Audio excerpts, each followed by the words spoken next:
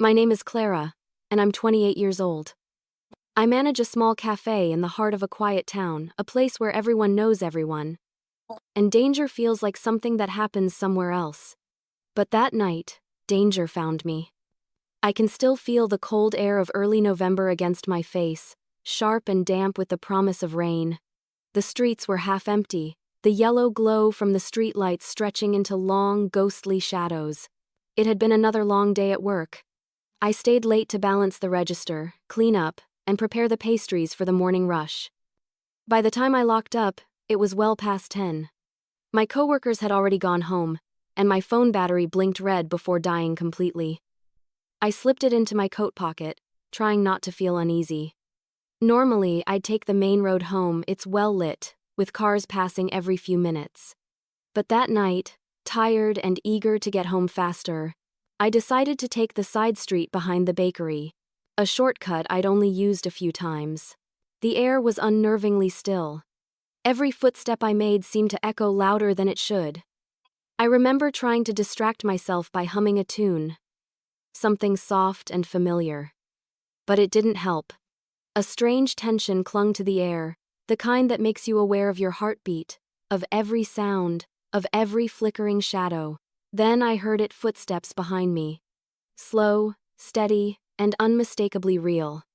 I turned around quickly, scanning the street. Nothing. The corner was empty except for a flickering streetlight and a parked car. I told myself I was imagining things. Maybe it was just someone heading the same way, someone who turned down another street. Still, I picked up my pace. As I reached the intersection near the old florist shop, I glanced at my reflection in the darkened window and laughed nervously at myself. "Get a grip, Clara," I muttered. "You're fine." That's when I heard the low hum of an engine somewhere nearby. The sound grew, louder, but no headlights were visible. A vehicle was approaching slowly, its engine muffled like it was idling in neutral. My pulse quickened. I looked both ways, ready to cross, when suddenly, "Wait! It's a trap!" A man's voice cut through the night like a siren. I froze instantly, my right foot still mid-step over the curb. For a split second, I didn't understand what he meant. Then, headlights flicked on, blinding, harsh, and aimed straight at me. A black van lurched forward, tires screeching against the pavement. Instinct took over. I stumbled backward, landing hard on the sidewalk just as the van sped past where I had been standing a heartbeat earlier. My breath hitched as the smell of burnt rubber filled the air. The van swerved sharply and disappeared down the side street without slowing down. For a moment, I couldn't move. My body shook uncontrollably, my heart pounding in my chest. The stranger who had shouted was running toward me now, his voice urgent and breathless. "Are you okay?" he asked, kneeling beside me. I nodded weakly, still struggling to speak. He looked behind him, scanning the street like he expected someone or something to appear. Then his gaze met mine, and I saw the seriousness in his eyes. "You shouldn't have come this way," he said quietly. "That van's been following you." My stomach dropped. I turned, but the street was empty again. Silent, except for the faint rustle of wind. I wanted to ask how he knew that, who he was, but before I could speak, he looked at me with a grave expression and said, "That wasn't an accident, Clara. They were waiting for you." Time seemed to slow down as the man's voice echoed in my ears. For a moment, I couldn't process what he meant. They were waiting for me? The words replayed in my head like a siren that wouldn't stop. My breath came in short, uneven gasps, my body frozen between disbelief and fear. I turned to look down the empty street again, searching for any trace of the van, but it had vanished into the dark. The man, he said his name was Eli, kept his eyes on the road, scanning every corner like someone who'd been here before. "You need to move," he said firmly. His tone wasn't panicked, but urgent, like someone used to being chased. I could see a faint cut on his cheek, maybe from running into something. He looked like he hadn't slept in days. I stood up on shaky legs, brushing dirt from my jeans. My knees still trembled from the shock. "How do you know they were waiting for me?" I asked. He hesitated before answering. Because I've seen that van before. They've been hanging around the cafe you work at for a few days now. My stomach tightened. The cafe? That was impossible. Everyone who came in knew me. I prided myself on remembering faces, regulars, and newcomers alike. You've been watching me? I asked, taking a cautious step back. His expression softened. Not you them, he said quickly. I saw them parked across the street last night when you closed up. They weren't customers, they were taking pictures. His words hit me like ice water. I didn't want to believe him, but something deep inside me, the same instinct that told me to step back from the curb seconds earlier, told me he was telling the truth. Why would anyone follow me? I whispered. Mostly to myself. Eli shook his head. I don't know yet. But they're organized. And they don't like being noticed. He glanced around again. The tension in his shoulders never easing. Come on, he said, gesturing toward a small convenience store across the street. Let's get inside. Somewhere with people and lights. I followed him. Still dazed, my mind racing through possibilities that didn't make sense. Inside, the warmth of the store felt unreal. Almost out of place after what just happened. The hum of fluorescent lights buzzed above us as the cashier looked up. Oblivious to the chaos we'd just escaped. Eli handed me his phone. Call the police, he said. My hands were trembling as I dialed. My voice barely steady when the dispatcher answered. I explained what happened as best as I could, the van, the near hit, the stranger who'd saved me. The dispatcher said officers would arrive within minutes. Eli stood near the window, eyes sharp, his jaw clenched. I followed his gaze and saw it, the same black van turning the corner, slower this time. It rolled past the store once, then stopped halfway down the block. My pulse surged again. They're here, I whispered. Eli nodded without looking away. Yeah, they don't give up easily. The cashier, noticing our fear, started to reach for the phone to call someone, but before he could, the lights above us flickered once, then twice, then went out completely. The entire store plunged into darkness. For a moment, all I could hear was the hum of the refrigerators dying out and my own breathing. Somewhere outside, an engine revved softly, like it was waiting. Eli moved closer, his hand gripping my arm. Back door, he whispered. The cashier fumbled behind the counter for a flashlight, the beam flickering weakly across shelves of snacks and bottled water. The light caught Eli's eyes, focused, alert, terrified but determined. We slipped past the back hallway toward the exit, the faint metallic scent of rain filling the air. My heartbeat pounded so hard it drowned everything else out. Eli glanced over his shoulder one last time and whispered, They found us again. Clara, run. I didn't hesitate. I ran. Eli pushed open the back door of the convenience store, and the cold night air hit us like a wall. My lungs burned as I stumbled into the narrow alley, gravel crunching beneath my shoes. Behind us, the faint creak of the door reminded me that whoever was following wouldn't be far behind. The darkness felt alive, closing in on every sound, every shadow. Grabbed my hand to steady me. This way, he whispered, pulling me down a side path that wound between old brick buildings. My pulse thudded in my ears so loudly it drowned out everything else. Eli, what's happening? Who are they? I gasped. He didn't slow down. Not here. We can't stop yet. We turned a corner, crouching behind a dumpster to catch our breath. The smell of wet trash filled the air, but it was better than being out in the open. Eli's eyes darted toward the street, scanning every movement. They'll be looking for us, he said quietly. They don't leave loose ends. I tried to steady my breathing. You said you've seen them before. You've been watching me? He nodded slightly. I've been watching them, he corrected. You just happened to be their next target. His words felt unreal, like I'd stepped into someone else's nightmare. He rubbed the back of his neck, hesitating before he spoke again. 3 months ago, my sister disappeared. Her name was Nora. The night she went missing, witnesses saw a black van like that one outside her apartment. His voice cracked for the first time. Police said she probably ran away, but I know better.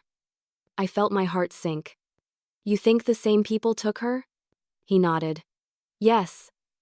I've been tracking them ever since. Watching that van. Those men. And tonight they went after you.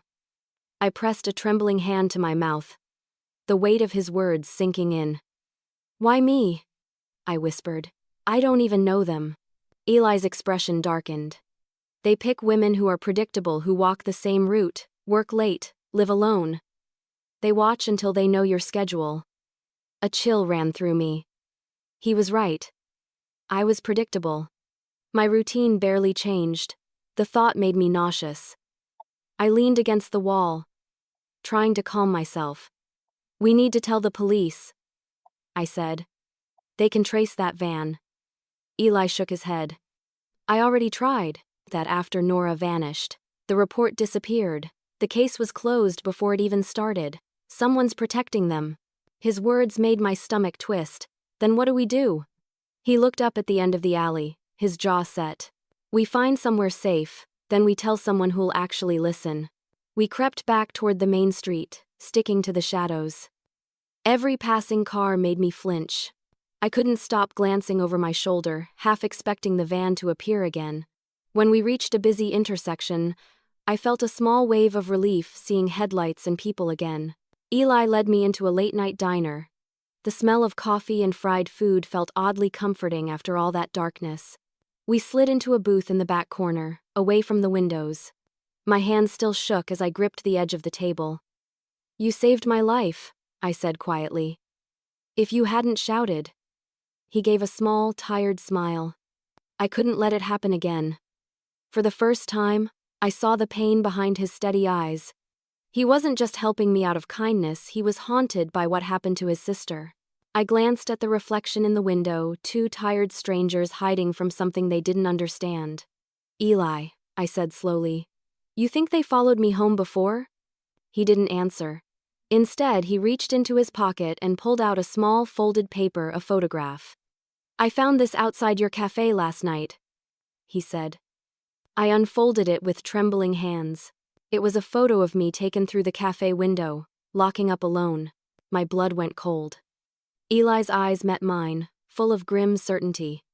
They've been watching you for days, Clara, and they won't stop until they get what they came for. The photo slipped from my trembling hands and landed on the diner table. For a second, I couldn't move. The fluorescent lights above flickered faintly, making the image seem to pulse me, frozen mid-motion behind the cafe's glass door. Completely unaware that someone was watching, my stomach churned. That's my cafe window, I whispered, my voice barely audible. How did they even get this close? Eli's expression was grim. They're bold. They know the blind spots, the corners your security cameras don't cover. His tone was calm, but I could hear the anger simmering beneath it. They took their time studying you. I pressed my hand over my mouth, trying to hold back a sob. Why me, Eli? Why not someone else? He hesitated, his gaze shifting toward the window. Because you're easy to track. Same route home, same hours, same closing routine. You fit their pattern. I hated that he was right. I'd lived my life in predictable loops, trusting the safety of routine. It made me feel foolish, almost complicit in my own danger. We can't stay here, Eli said quietly, pulling his hood over his head. They could be watching from across the street. We stood, leaving cash on the table, and slipped out the back of the diner into another narrow alley. The cold air hit me hard, cutting through my coat. The night felt heavier now, as if every sound carried a threat. We kept walking until we reached a small park. The swings creaked softly in the wind, and the rustle of leaves filled the silence between us. Eli stopped beneath a broken lamppost, running a hand through his hair. There's something you need to know, he said, his voice low. The people who took my sister, they're not just random kidnappers. They're part of something bigger. My heart thudded painfully. Bigger? What do you mean? He looked at me, his expression shadowed by exhaustion. They traffic people, Clara. They target women who won't be missed right away. People who live alone, work late, have predictable routines. They know how to make it look like a disappearance, not a crime. The air seemed to leave my lungs. My thoughts spiraled. Nora, the van, the photograph. It all connected in a way I didn't want to accept. You're saying they were going to take me? He nodded slowly. Yes. And they almost did. I wrapped my arms around myself, shivering not from the cold, but from the realization that I'd come within inches of vanishing forever. We need to go to the police. We can't handle this on our own. Eli shook his head. You don't get it. I did go to them. I filed reports, sent emails, begged for help. No one cared. They called me paranoid. He looked down the street as if remembering something painful. I think some of them are involved. Every lead I gave them disappeared. The idea made my skin crawl. You're saying the police are part of this? I whispered. Some of them, he said. Not all, but enough to bury cases like Nora's. I took a deep breath, trying to think rationally, but my thoughts were tangled in fear. So what do we do now? He looked at me for a long moment before answering. We find proof, enough to make someone listen. The wind picked up, scattering leaves across the pavement. Eli's eyes shifted suddenly toward the park entrance. Stay down, he hissed, pulling me behind a bench. Two dark figures appeared at the far end of the path, moving in our direction. My breath caught. Their pace was too deliberate, too synchronized. Eli leaned close, his voice barely above a whisper. If they spot us, run for the streetlights. Don't stop for anything. My heart hammered so hard I could feel it in my throat. The figures grew closer. One of them lifted something shiny that caught the faint light. Eli tensed beside me. I could see the outline of his jaw, the determination in his eyes. They found us, he murmured. His grip on my hand tightened as he slowly rose from his crouch. I wanted to scream, to run, but my body refused to move. The closer figure spoke into a small radio clipped to his jacket. His voice low and distorted. She's here. My blood froze. Eli turned to me, his face pale and grim. Clara, he whispered. I think I know who they are. Eli's words cut through the darkness, heavier than the cold wind that whipped around us. He didn't take his eyes off the men at the park's entrance. I think I know who they are, he whispered again, his voice low, deliberate. They're connected to the same group that took my sister. My pulse thudded painfully in my ears. Your sister Nora, right? You said she vanished near your place. He nodded, his jaw tight. Yeah, 3 months ago. It started exactly like this. We crouched lower behind the bench, the sound of boots crunching on gravel growing louder. I tried to steady my breathing, but fear had already claimed my body. She worked near here? I asked. Eli hesitated, scanning the shadows. Not far, at a bakery in the same block as your cafe. His words hit me like a jolt. Wait, what? You mean she worked on my street? I felt a chill that had nothing to do with the weather. Yes, Eli said grimly. And the night she disappeared, she closed up alone. Witnesses saw her leave. The van was spotted 15 minutes later. I felt sick. So this isn't random, I murmured. They've been doing this for months, maybe years. He nodded. They plan everything. They learn routines, map escape routes, even watch security cameras to find blind spots. They know when people are most vulnerable. The men at the edge of the park stopped suddenly. One of them bent down, shining a flashlight on the ground. My heart skipped. They're tracking us, I whispered. Eli nodded, motioning for me to move quietly. We crept along the tree line, the faint rustle of leaves masking our steps. My legs felt like lead, my muscles screaming to run, but fear pinned me in cautious silence. We slipped out of the park onto a narrow side street. I need to get to the police, I said again, my voice trembling. Even if some of them are corrupt, there must be someone we can trust. Eli shook his head, his eyes darting between alleys. Not here. Not this precinct. We hurried past shuttered storefronts until we reached an intersection. A faint glow of headlights flickered in the distance, 2 sets, moving fast. This way. Eli hissed, pulling me toward an abandoned lot. We ducked behind a rusted fence as two police cruisers sped around the corner, lights flashing blue and red. Relief flooded me until I noticed the expressions on the officers' faces. They weren't looking for help, they were hunting. The cruisers screeched to a stop near the park entrance. The men with flashlights stepped into the light, talking to the officers like they knew each other. One of the officers nodded, then pointed in our direction. My heart seized. "No," I whispered. "No, no, no." Eli's hand gripped my wrist. "We have to go. Now." We bolted down the street, the sound of engines roaring behind us. My breath came in sharp bursts as we ducked into another alley, the beams of flashlights bouncing off the walls. I could hear voices shouting, commands muffled by the echoing streets. We turned a corner and crashed through a wooden gate into a residential backyard. My lungs burned, my throat raw. But we didn't stop until we reached the other side and scrambled over another fence. We finally collapsed behind a garage, hidden in the dark. Eli leaned against the wall, panting. "They've infiltrated the police," he said between breaths. "It's worse than I thought." I looked at him, my mind spinning. "Then who can we trust?" He didn't answer. He stared at the street, his expression unreadable. The silence between us was deafening. Somewhere in the distance, sirens wailed, their sound both close and far away like they were circling us. I wanted to cry, to scream. But all I could do was whisper, "Why me, Eli? Why are they after me?" He looked at me then, his face pale in the moonlight.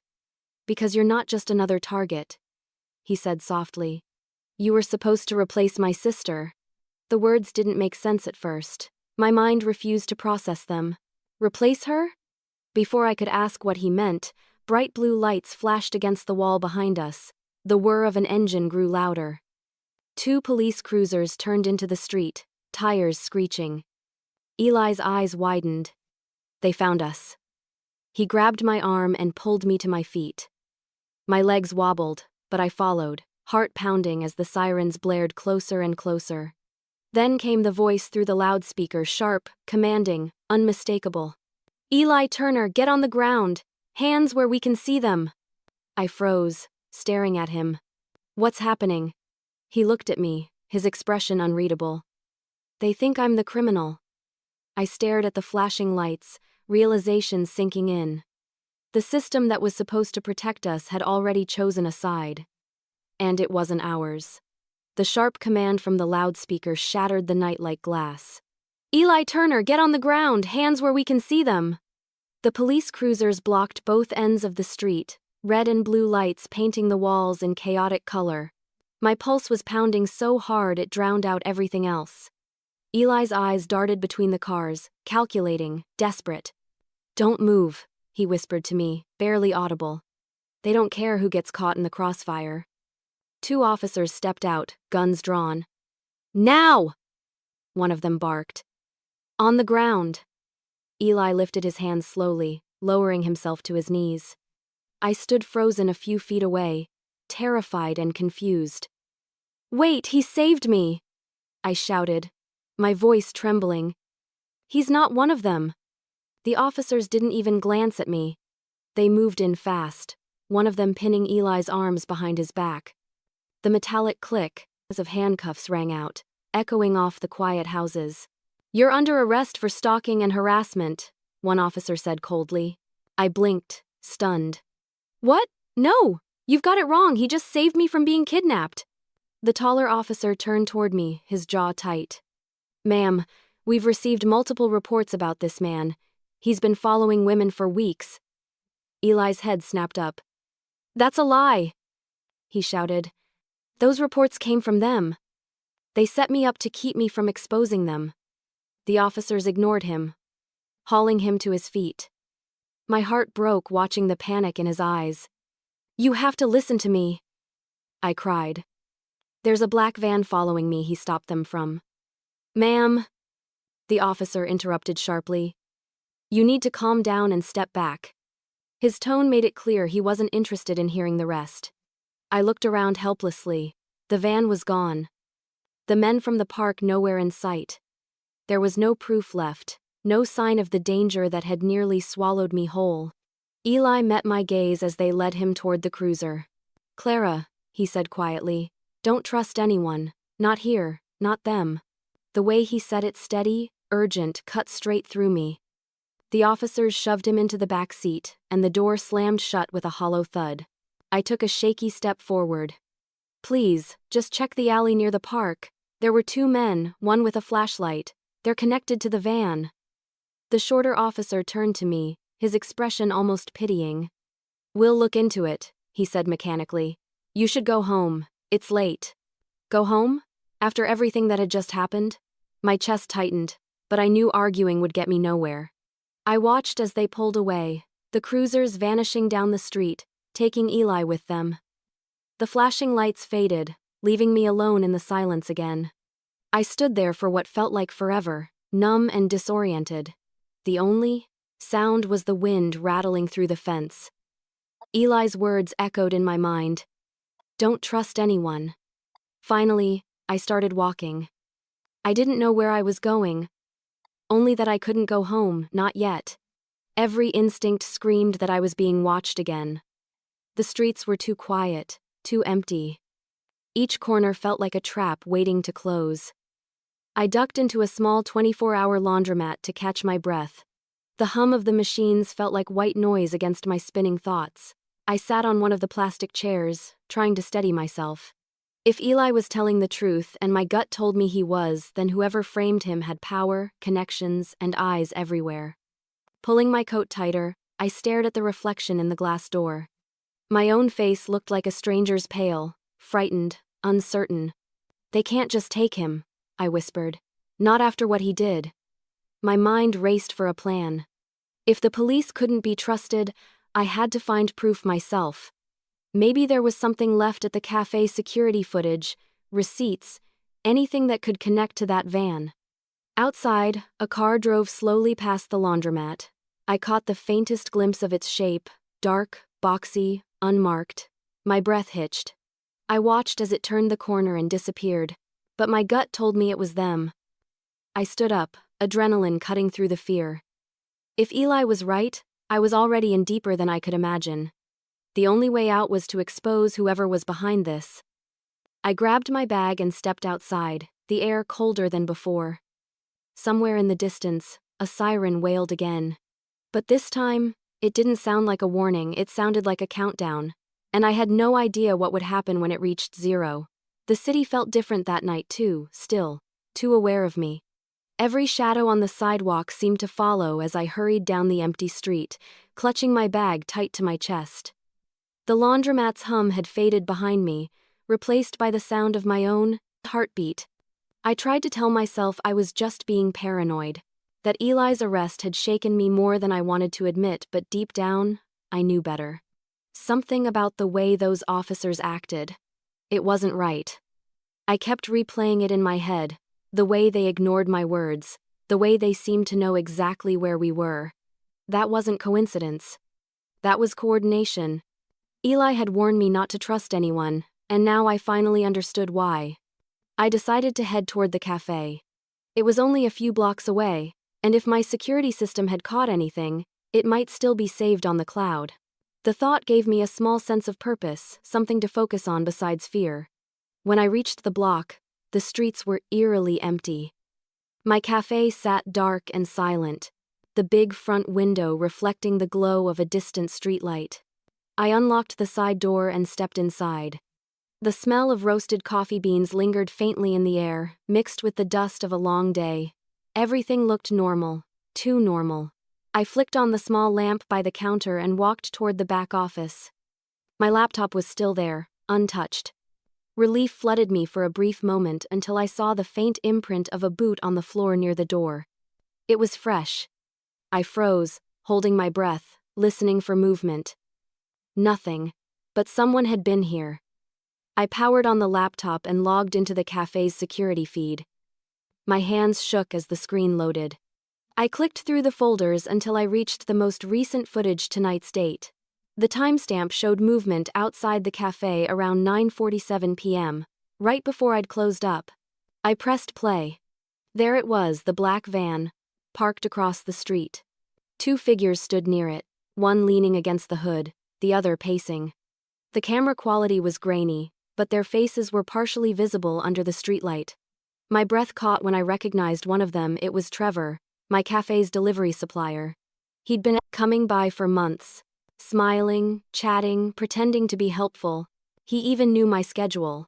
The second man was unfamiliar, but his build matched one of the figures from the park.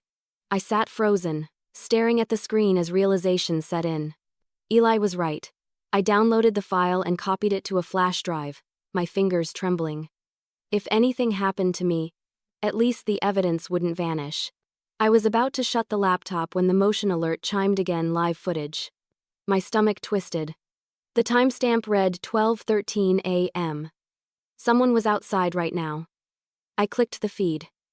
The same van was back, idling just across the street. The headlights were off. My throat went dry. A figure stepped out, tall and deliberate, walking toward the cafe's front door. I couldn't make out his face through the grainy lens, but I didn't need to. I knew that posture. Trevor! Panic surged. He reached the door, testing the handle. I'd locked it earlier, but the sound of the metal rattling sent a shiver through me. Then another figure appeared, someone in a dark jacket, glancing around before motioning for Trevor to step aside. The second man pulled something from his pocket, something long and metallic. I didn't wait to see more. I shut the laptop, grabbed the flash drive, and slipped out the back door as quietly as possible. The night air felt like ice against my skin. I didn't know where to go, but I knew I couldn't stay. I ran down the alley. Every sound amplified the wind, my shoes, the echo of my own breathing. At the corner, I risked a glance behind me. The van's door had opened, and light spilled out onto the pavement. I ducked behind a dumpster, clutching the flash drive like a lifeline. My heart pounded so hard I thought it would give me away. Somewhere nearby, a door opened, and I heard faint footsteps heading in my direction. Then, faintly, from the other side of the alley, came a familiar voice, a voice I didn't expect to hear again. "Clara," it whispered urgently. "Stay quiet." I froze.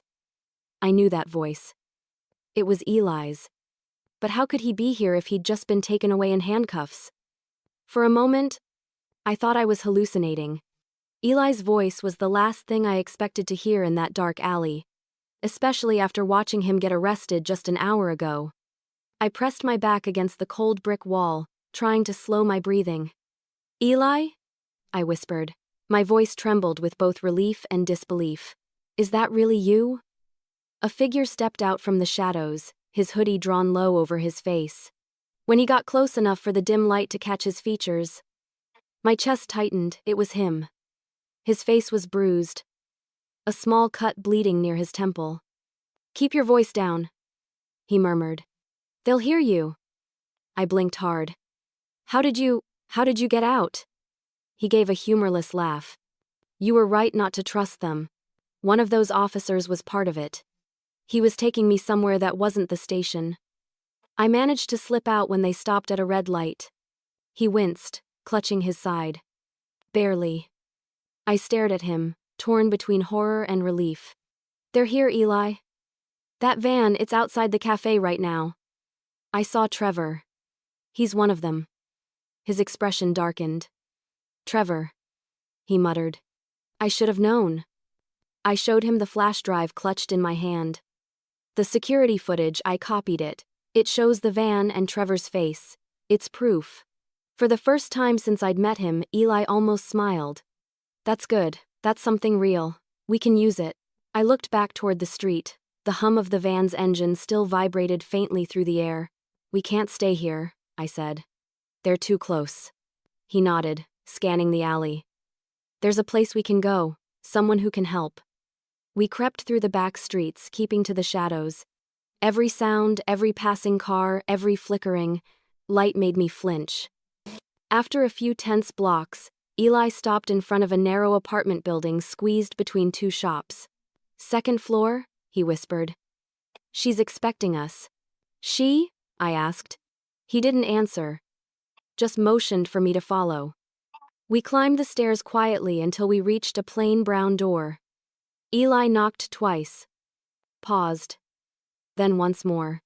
The door opened a crack, revealing a woman in her 40s with sharp eyes and streaks of gray in her hair. "Eli," she said, her tone a mix of surprise and urgency.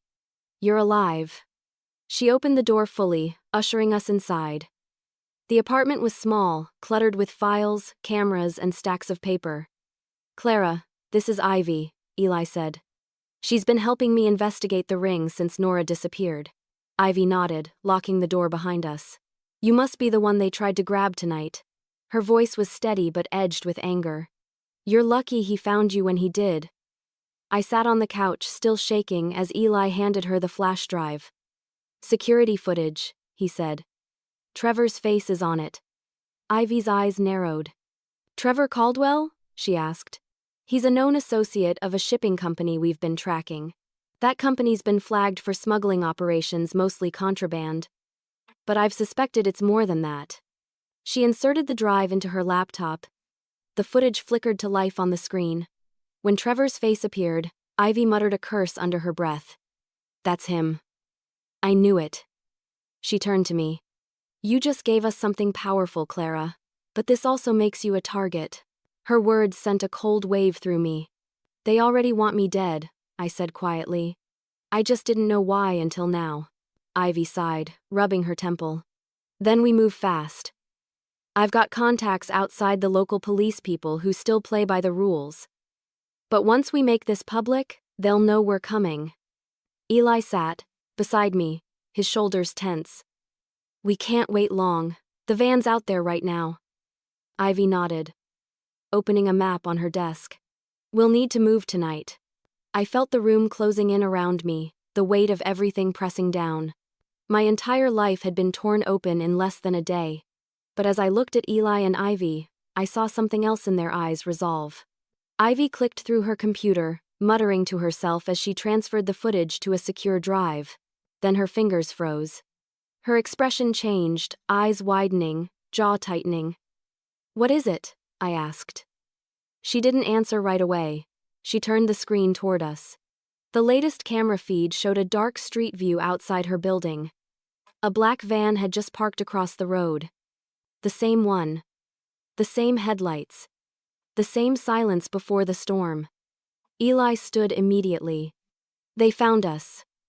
Ivy slammed her laptop shut and reached for her bag. "We're out of time." The rumble of footsteps echoed from the stairwell below, growing louder. I gripped the edge of the couch, my pulse racing, every muscle ready to bolt. Eli looked at me, his face pale but determined. "Clara," he said, "whatever happens, don't let them take that drive." And before I could answer, the front door exploded inward with a single, deafening kick. The door slammed open with such force it rattled the windows. Splinters of wood scattered across the floor as heavy boots thundered in.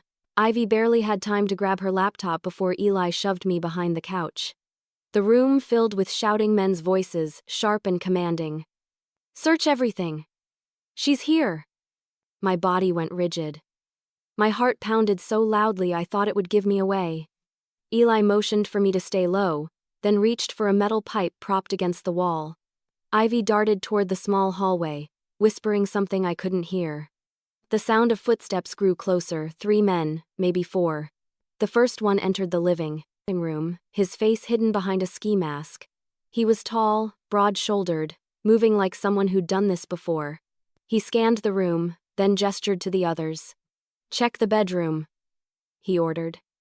His voice was deep, eerily calm. As he turned, the light from the street lamp hit his jacket, and my breath caught. The patch on the sleeve had a logo I recognized immediately. Trevor's Delivery Company. Before I could react, Ivy reappeared in the doorway, holding something small and metallic. "Leave now," she warned. "You don't want to do this."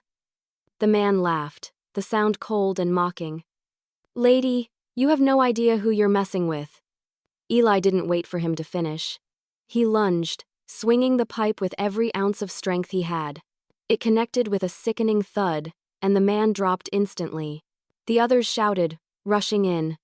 Chaos exploded, shouts, crashes, the sound of glass breaking. I crouched lower, clutching the flash drive in my hand like it was life itself. One of the intruders spotted me and charged. Ivy threw herself between us, slamming the laptop case into his chest. He stumbled back, cursing. "Run, Clara!" she shouted. I didn't think I ran. My legs carried me down the narrow hallway as adrenaline took over. Behind me, the apartment echoed with the sounds of fighting Eli's grunts, Ivy's determined yells, the shattering of furniture. I reached the small kitchen and yanked open the window above the sink. Cold air rushed in. I climbed out onto the fire escape, my fingers scraping against the rusted metal. From inside, I heard a muffled shout, Eli's voice. "Go, Clara. Don't look back." My chest ached. But I kept moving, descending the narrow stairs as fast as I could. Halfway down, the sound of footsteps followed me. Someone was on the fire escape above. I didn't dare look. I jumped the last few feet, landing hard on the pavement. My ankles screamed in pain, but I pushed through it. The street was deserted except for one parked car at the corner. I sprinted toward it, praying I could find somewhere anywhere to hide. As I reached the corner, a figure stepped out from behind the car, blocking my path. My stomach dropped. Trevor. He was calm, too calm. His expression smug beneath the glow of the streetlight. "You made this a lot harder than it needed to be," he said. His voice low and steady. "You should have just walked into the van when you had the chance." I took a step back, clutching the flash drive so tight it dug into my palm. "Why me?" I asked, my voice trembling. "What did I ever do to you?" Trevor tilted his head slightly, his eyes cold. "You were just next on the list, nothing personal." Behind him, the black van's side door slid open. A masked man stepped out, holding zip ties. My chest constricted. I looked past Trevor, scanning the street for any escape route. Nothing. Just darkness and silence. Then, from behind, I heard the sharp crack of glass. Trevor turned just in time to see Ivy leaning out the shattered window above us, her arm extended. Something small flew through the air and landed at my feet, her phone. "Run, Clara!" she screamed. "Call the number on it!" Trevor lunged forward, but I was faster. I grabbed the phone and bolted down the street. My ankle burned with every step, but adrenaline drowned the pain. I turned a corner, ducking into another alley, panting, trembling, every muscle screaming. I looked at the phone in my hand. The screen was cracked, the battery low, but one number was saved under a single name, Mason. My hands shook as I pressed call. It rang once, twice, before a gruff male voice answered. "Who is this?" I could barely get the words out. "My name's Clara," Ivy said to call you. There was silence on the other end, then his voice changed, firm and alert. "Clara, listen carefully. Don't go back to the apartment. I'm coming for you. Stay where you are." I looked. Around the alley, my pulse racing. "They're everywhere," I whispered. "They found us again."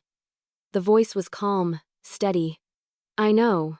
That's why you have to trust me. I'm not local police." I froze. The name. The tone, it all clicked. Ivy's mysterious contact. Detective Mason. And as I clutched the phone to my ear, headlights turned the corner, sweeping over the walls, one last flash of the black van finding me again. The glare of headlights hit me like a spotlight. For one paralyzing second, I couldn't move. The black van rolled to a slow stop at the mouth of the alley, its engine purring low and menacing. I clutched Ivy's cracked phone to my chest, still hearing Detective Mason's voice through the speaker. "Clara? Clara. What's happening?" "They found me," I whispered, backing deeper into the shadows. The van's door slid open with a metallic screech. A man jumped out, flashlight beam slicing through the darkness. I flattened myself against the brick wall, every muscle screaming to stay silent. "Listen to me," Mason said calmly through the phone. "I'm tracking this call. You're about 5 minutes from me. Stay out of sight and don't engage." 5 minutes felt like forever.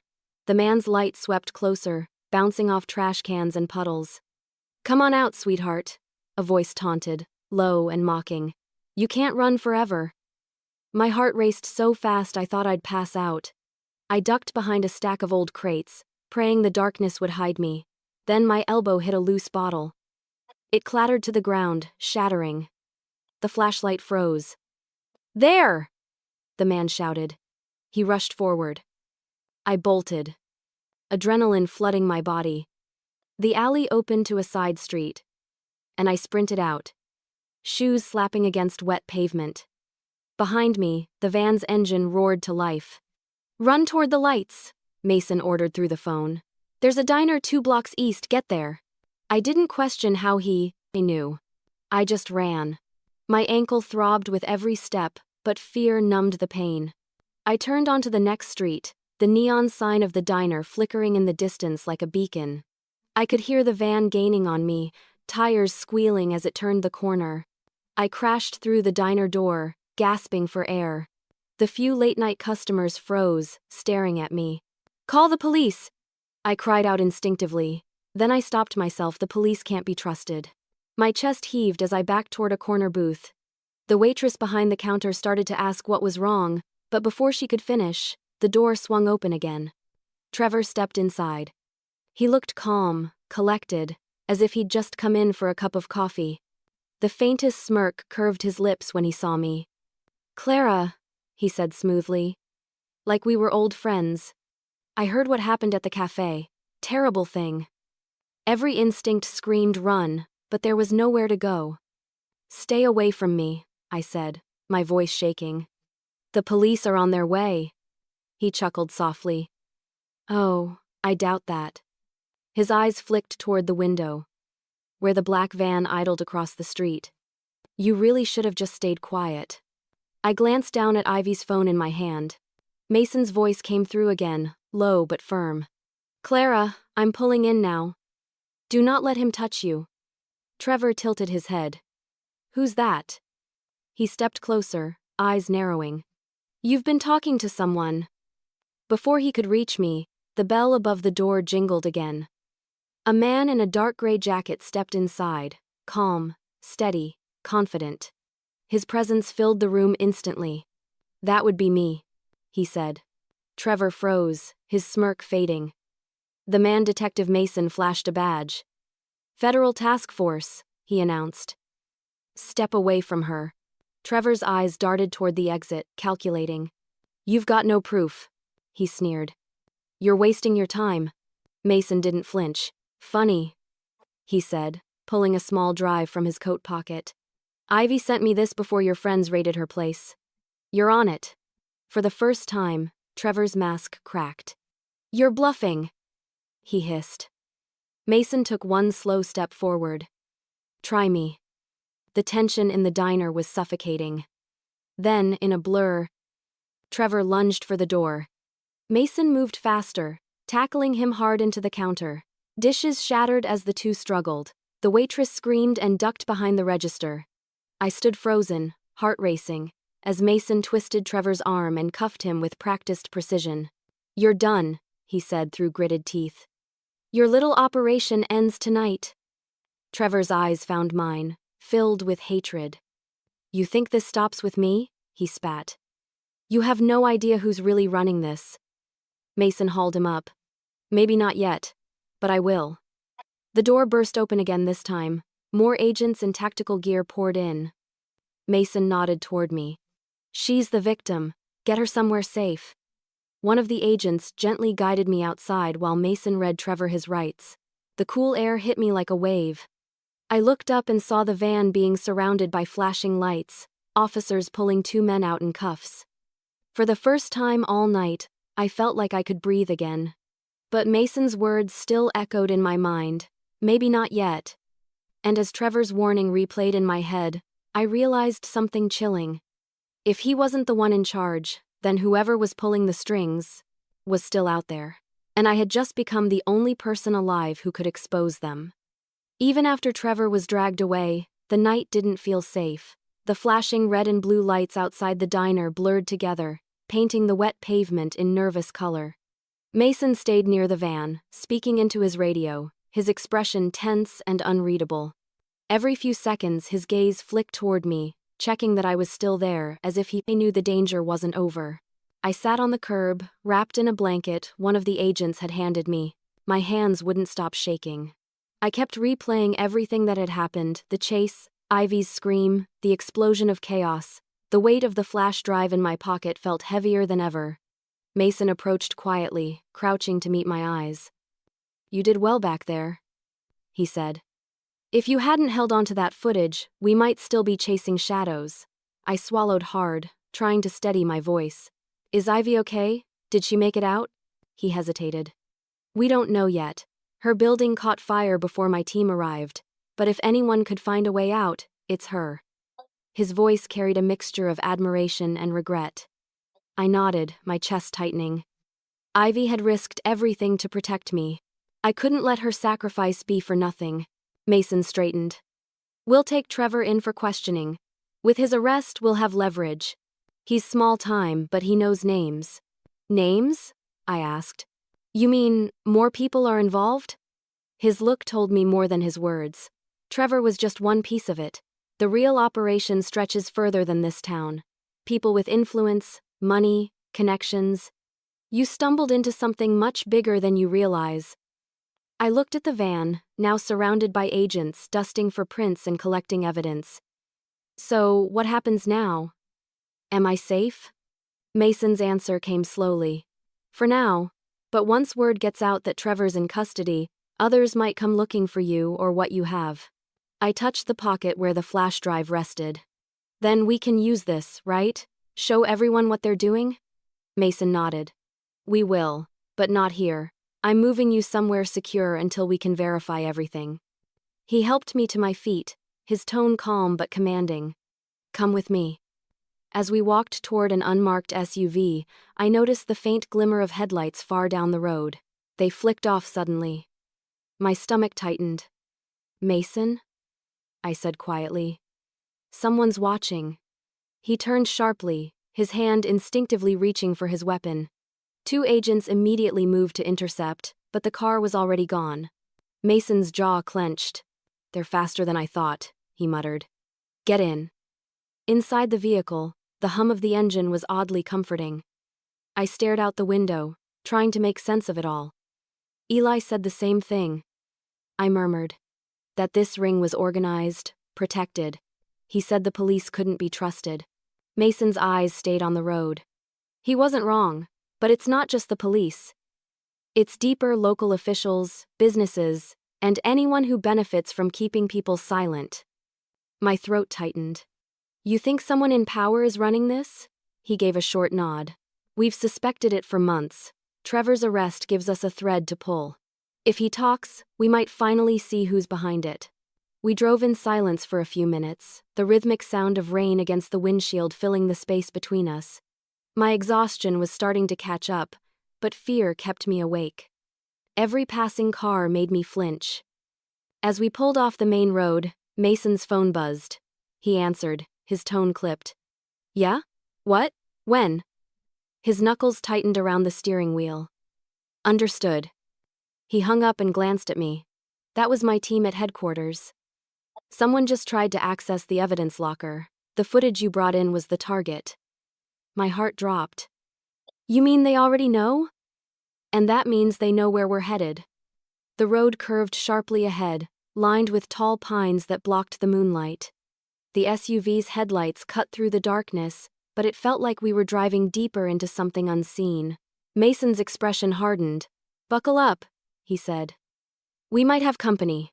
Before I could respond, a blinding light flared behind us headlights, close and fast. Mason's eyes flicked to the mirror. "Hold on."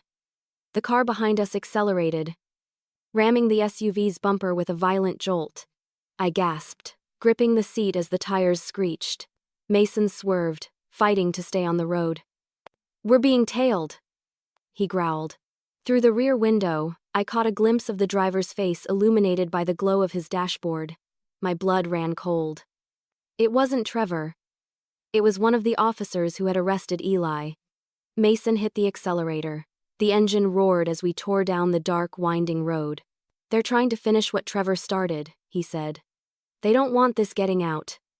The car behind us rammed us again. Harder this time. I screamed. clutching the door handle. Mason spun the wheel, taking a sharp turn onto a dirt path. Gravel sprayed behind us as the vehicle fishtailed. "Mason!" I cried. "They're catching up." He didn't look back.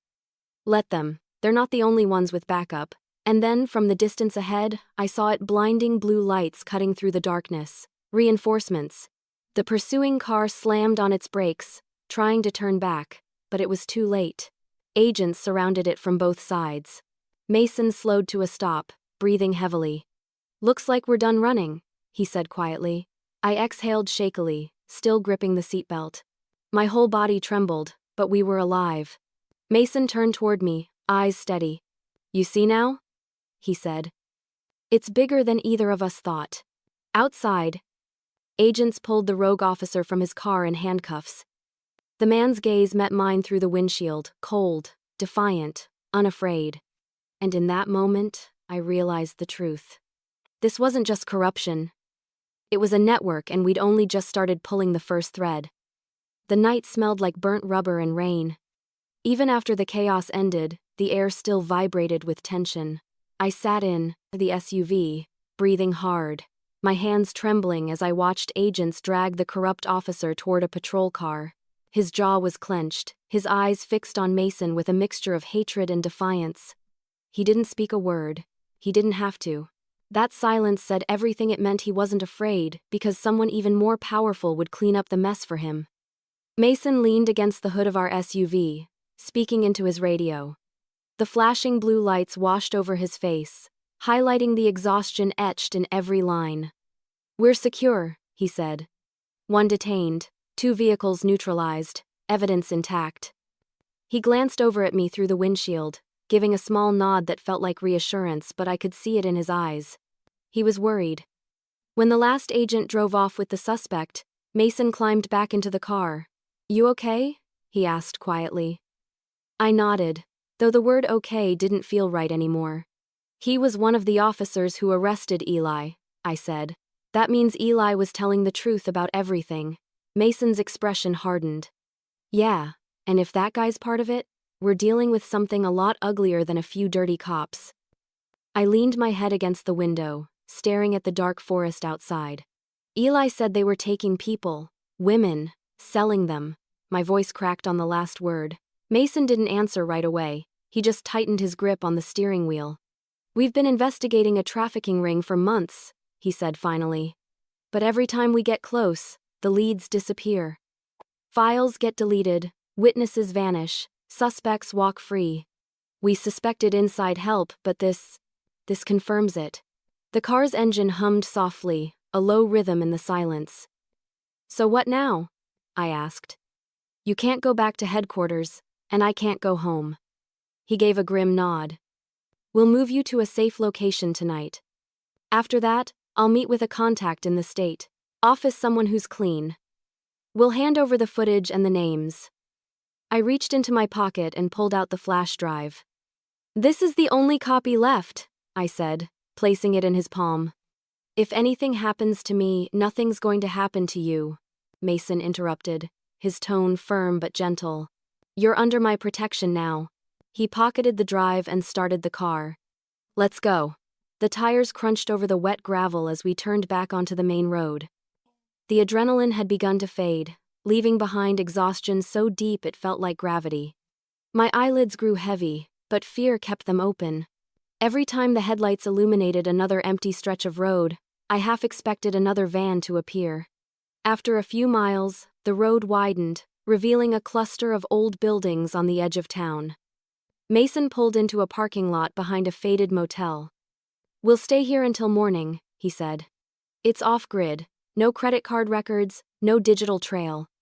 Inside, the motel room was small and plain, but it felt like a sanctuary compared to the chaos we'd escaped. Mason double-checked the locks, then set his gun on the nightstand beside the bed. "Get some rest," he said. "We'll leave at first light." I sat on the edge of the bed, staring at the cheap curtains swaying from the breeze of the heater. "Do you really think this ends with Trevor?" I asked softly. Mason sat across from me, elbows on his knees. "No," he admitted. "Trevor was just muscle. Someone paid him to handle logistics, move shipments, keep things quiet. Whoever gave the orders, whoever funded this, that's who we're after now. His words sent a chill down my spine. And you think the footage will be enough? It'll point us in the right direction, he said. But it's not enough on its own. We'll need more evidence. Testimonies, financial records, something that connects the ring to whoever's pulling the strings. I stared at the floor, remembering the photo Eli showed me of his sister, Nora, the same van, the same pattern, the same silence from the authorities. If we expose them, I said, it'll all finally mean something. Ivy's work, Eli's loss, all of it. Mason nodded slowly. It will, but we have to be smart. Once this story goes public, people will come after us both. The rain started again, tapping softly against the window. For a brief moment, I let myself believe we were safe. Mason sat in the chair near the door, his eyes scanning the shadows. I stretched out on the bed, exhaustion finally dragging me toward sleep. But just as I started to drift off, a faint vibration buzzed from the nightstand. Mason's phone lit up. He grabbed it, glanced at the screen and froze. "What is it?" I asked, sitting up. He frowned, his jaw tightening. "The call's from Ivy's number." My heart leapt. "She's alive?" He answered quickly, putting it on speaker. At first, all we heard was static. Then, through the crackle, Ivy's voice came through, weak, strained, but unmistakable. "Mason, Clara, listen carefully." I leaned forward, every nerve on edge. "Ivy, are you okay?" A long pause followed. Then her words came through. Hoarse but clear. "They know who you are, Clara. They know your name." The line went dead. Mason and I stared at each other, the weight of her warning sinking in like ice. And in that silence, we both knew this wasn't over. It was only just beginning. The line went dead, but Ivy's words kept echoing in my head. "They know who you are, Clara." That single sentence erased whatever fragile sense of safety I'd managed to hold on to. My pulse quickened, my throat dry. Mason immediately tried calling back, but the phone only returned a hollow tone, disconnected. He cursed under his breath and threw the phone onto the table. "Damn it," he muttered. "If they know your name, they can find you. We have to. Move now." I stood up, my legs weak. "But how? You said this motel was off-grid." He grabbed his bag, shoving files and the flash drive inside. "It was," he said, "until someone fed them information." The words hit like a punch. "You mean there's another leak?" Mason didn't answer, but the look in his eyes said everything. Whoever was behind this wasn't just powerful, they had eyes everywhere. He motioned for me to stay low as he opened the door slightly, peeking into the parking lot. "Nothing yet," he whispered. "But if Ivy called, it means she's still fighting. We're not giving up either." We slipped out through the back exit, the rain still coming down in cold sheets. The lot was empty except for Mason's SUV. The sound of distant thunder rolled across the sky as we climbed in. He drove fast, cutting through side streets to avoid main roads. "Where are we going?" I asked, clutching the seatbelt. "To a contact of mine," Mason said. "He's a data analyst at the Bureau's regional office. If anyone can trace where that call came from, it's him."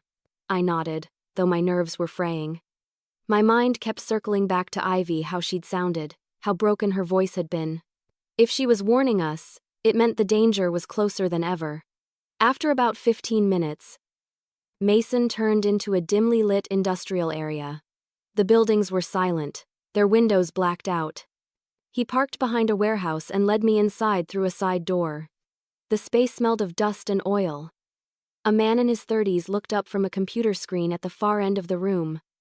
"You're late," he said, pushing his glasses up his nose. "And you brought company."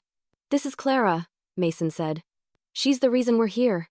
The analyst, Mason called him Drew, nodded, already pulling up a series of encrypted files. "You said you had a drive?" Mason handed it over. Drew plugged it in, scanning the contents quickly. "Yeah, this is good stuff. But whoever's behind this, they knew we'd get it. The metadata shows it's been accessed remotely." My stomach dropped. "What does that mean?" "It means someone's already seen it," Drew said grimly. Probably before Ivy even sent it. Mason swore under his breath. Can you trace where the call came from? Ivy called this phone about 20 minutes ago. Drew nodded and began typing rapidly. The sound of rain against the tin roof mixed with the soft hum of the computer. After a minute, the screen filled with coordinates. Drew frowned. This can't be right, he murmured. Mason leaned over. What is it? Drew hesitated.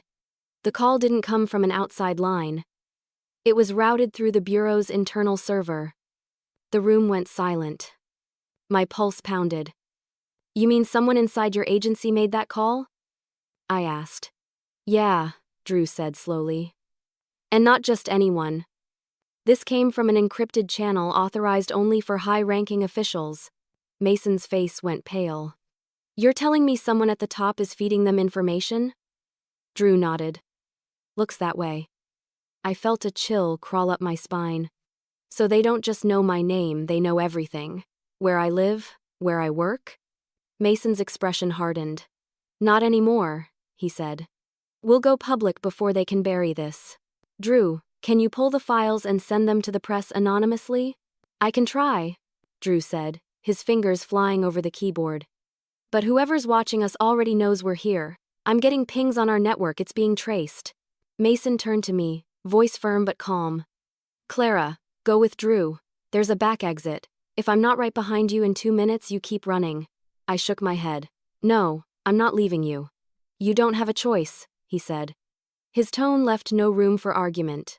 A faint sound interrupted him, a car door, slamming outside, then another. Mason's gun was out in a flash. They're here. Drew yanked the flash drive from the computer and shoved it into my hand. Go, he hissed. Now. I turned and sprinted toward the back of the warehouse. Behind me, I heard the crash of a door being kicked open and Mason shouting, Federal agent, drop your weapons. Gunfire erupted, short, sharp bursts that echoed off the concrete walls. I pressed myself against the metal exit, tears streaming down my face, gripping the flash drive so tightly it cut into my palm. Then a hand grabbed my shoulder. I spun around Drew. His face was pale, eyes wide. He's buying us time, he said. Come on. We slipped out into the rain, running through the maze of alleys. Sirens wailed somewhere in the distance, growing louder. Drew stopped beside a parked car, fumbling with the keys. Get in! I collapsed into the passenger seat, heart hammering. As the car sped away, I looked back through the window. The warehouse was glowing with the first sparks of fire. Mason, I whispered, choking on the word. Please tell me you made it out. Drew didn't answer. His knuckles were white on the steering wheel. And in that moment, as flames rose behind us, I realized that Mason's warning was right all along. This wasn't a few bad men. This was a war being fought in the shadows. And I was now at the center of it. The rain had turned to a steady downpour as we sped through the empty streets. Drew's hands gripped the steering wheel so tightly it looked like his knuckles might snap. I clutched the flash drive, my chest heaving, my mind racing over every terrifying moment of the past 24 hours.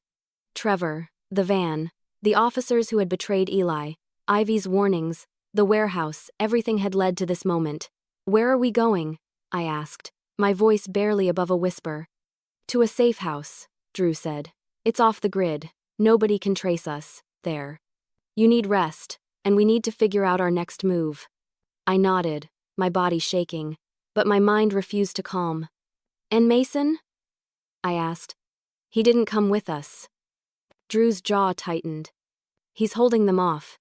He bought us time, but... His voice trailed off, heavy with meaning.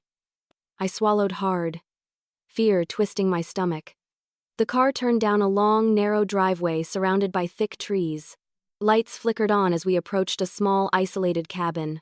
Drew parked and jumped out, holding the door for me. I stepped inside, the warmth of the cabin cutting through the cold rain. But it couldn't thaw the fear lingering in my chest. Here, Drew said, setting the flash drive on a table. This is the safest place I know. You're not going anywhere tonight. I sank onto a chair, still trembling. My fingers toyed with the flash drive as memories of Ivy, Eli, and Mason raced through my mind. I thought about the countless women who had been taken, the faces I would never forget, and the knowledge that I had survived only by chance or maybe by fate. Drew watched me quietly. You're safe here. But we need to plan. Whoever's behind this, they're powerful. They have allies in law enforcement, politics, businesses, people you'd never suspect. I swallowed hard. You mean the mastermind, the one who runs all of this? Drew nodded. We've suspected them for months. All signs point to a high-ranking official, someone funding the operation and covering every trace. My stomach churned. So Trevor was just a pawn. Yes, Drew said. Muscle, logistics. But the person giving the orders? That's the one we need to expose. That's why this flash drive is important. It links their network together. It proves the connection between the van, the warehouse, and the trafficking ring. I traced the edges of the flash drive, feeling the weight of responsibility pressing down on me. So this is it, I whispered. All of it, in my hands. Drew nodded. Exactly. But it's dangerous. Once the public sees this, they'll retaliate. We have to move carefully. They'll try to silence you or anyone helping us. I closed my eyes, remembering Eli's voice, Ivy's warnings, Mason's determination. I had survived everything by luck, by courage, and by the people who risked their lives for me. But survival alone wasn't enough. Now, I had a choice: stay hidden, or take the risk to bring them down. I opened my eyes. We expose them, I said, my voice steady. Every name, every connection. No one else gets taken. No one else disappears because of them. Drew's expression softened. You're brave, Clara. Not many would do what you're about to do. I picked up the flash drive and held it tightly. Every step, every narrow escape, every loss had led me here.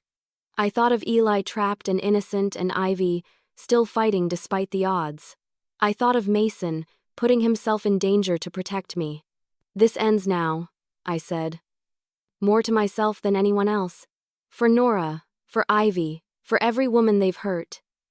And for me. Drew nodded, his eyes firm. Then let's finish this. Outside, the rain fell harder, washing the streets clean. Somewhere in the city, shadows moved, watching, waiting, but this time, I wasn't afraid. I had the evidence.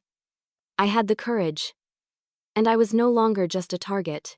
Because now, I was the one who would make them pay.